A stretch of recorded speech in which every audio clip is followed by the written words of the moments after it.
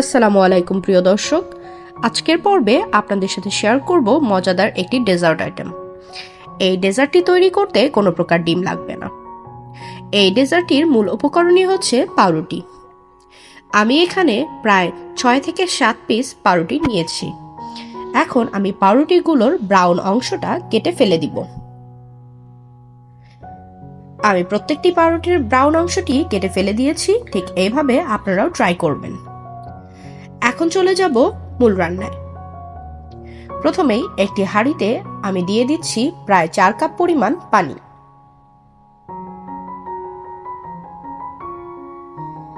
এখন এই পানিতে দিয়ে দিচ্ছি 1/4 কাপ গুঁড়া দুধ। আমার কাছে মনে হয়েছিল গুঁড়া দুধটা একটু কম হয়ে গেছে, তাই আমি আরো একটু গুঁড়া দুধ দিয়ে দিয়েছি। এই পর্যায়ে আমি পানির সঙ্গে গুঁড়া দুধটা খুব ভালোভাবে মিক্স করে নিচ্ছি। দুধটা খুব ভালোভাবে মিশিয়ে নিয়ে অপেক্ষা করব ততক্ষণ পর্যন্ত যতক্ষণ না দুধে খুব ভালোভাবে বলক চলে আসে। দেখতেই পাচ্ছেন দুধে বলক চলে এসেছে। এই পর্যায়ে আমি দিয়ে দিচ্ছি 1/3 কাপ পরিমাণ চিনি। আপনারা চিনির রেশিওটা কমিয়ে বাড়িয়ে দিতে পারেন। যারা ঠিক যেরকম মিষ্টি পছন্দ করেন তারা চিনির রেশিওটা ঠিক তেমনই দেওয়ার চেষ্টা করবেন। এখন আমি চিনিটা গলে যাওয়া পর্যন্ত অপেক্ষা করছি। এই পর্যায়ে আমি তৈরি করে নেব কাস্টার্ডের মিশ্রণ। আমি এখানে প্রায় হাফ কাপের থেকে একটু বেশি পরিমাণ পানিতে 4 চা চামচ পরিমাণ কাস্টার্ড পাউডার গুলিয়ে নিয়েছি। কাস্টার্ড পাউডারটা সবসময় ঠান্ডা পানিতে গোলানোর চেষ্টা করবেন। গরম পানিতে কাস্টার্ড পাউডার গোলাতে যাবেন না, এতে করে কাস্টার্ডটা দলা পাকিয়ে যাবে।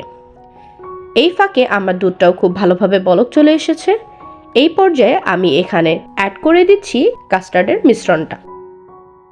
আমি এখানে কাস্টার্ডের মিশ্রণটা ইউজ করার সময় কোনো প্রকার চামচ ব্যবহার করিনি। এরকম একটি হ্যান্ড হুইস্কের সাহায্যে অনবরত নেড়ে কাস্টার্ডের মিশ্রণটা দুধের সঙ্গে মিশিয়ে নিয়েছি।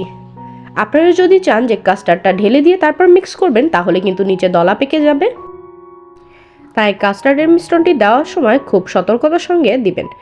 এই পর্যায়ে আমি চুলার আঁচটা বাড়িয়ে দিয়ে কাস্টার্ডটা ঘন হয়ে আসা পর্যন্ত অপেক্ষা করব। আমি ঠিক এই পরিমাণ কনসিস্টেন্সি চাচ্ছিলাম, তবে আপনারা চাইলে এর থেকে বেশি ঘন করে নিতে পারেন। কাস্টার্ডের মিশ্রণটা হয়ে গিয়েছে। এই পর্যায়ে এখানে অ্যাড করছি 1 টেবিল চামচ পরিমাণ ভ্যানিলা এসেন্স। এই এসেন্সটা দেওয়ার ফলে ডেজার্ট আইটেমটাতে আরও একটু সুগন্ধ অ্যাড হবে। এখন আমি এসেন্সটা খুব ভালোভাবে মিশিয়ে নিয়ে কাস্টার্ডটা ঠান্ডা হতে অপেক্ষা করব। এই পর্যায়ে চলে যাচ্ছি ডেজার্টটা পরিবেশন করতে। পরিবেশন করার জন্য প্রথমে আমি একটি সার্ভিং ডিশে কাস্টার্ডের মিশ্রণটা এইভাবে ঢেলে দিচ্ছি। এবার কাস্টার্ডের মিশ্রণের উপরে এইভাবে পাউরুটিগুলো সাজিয়ে দিচ্ছি। আপনারা চাইলে এই ব্রেডটাকে খুব ভালোভাবে বাটার অথবা ঘি দিয়ে ভেজেও তারপরেও এটা ইউজ করতে পারেন, তবে আমি এখানে নর্মাল ব্রেডটাই ইউজ করেছি। এইভাবে পরপর আমি প্রায় 4টা লেয়ার তৈরি করেছি।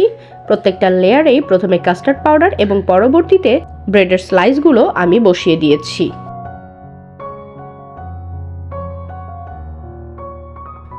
এইভাবে প্রত্যেকটি লেয়ার আমি সাজিয়ে শেষে গার্নিশিংয়ের জন্য বেশ কিছুটা কাঠবাদাম ব্যবহার করেছি। তবে আপনারা চাইলে এখানে কিশমিশ, পেস্তা বাদাম, কাজু বাদাম আরও অনেক কিছু ইউজ করতে পারেন। আশা করছি ডেজার্ট আইটেমটি আপনাদের কাছে ভালো লাগবে। যদি ডেজার্ট আইটেমটি আপনারা বাসায় ট্রাই করেন তাহলে অবশ্যই কমেন্ট সেকশনে জানাবেন এবং আমার চ্যানেলটি সাবস্ক্রাইব করে আমার চ্যানেলের সঙ্গে থাকবেন। দেখা হবে নতুন কোনো রেসিপি নিয়ে। ততক্ষণ পর্যন্ত ভালো থাকবেন, সুস্থ থাকবেন। আল্লাহ হাফেজ।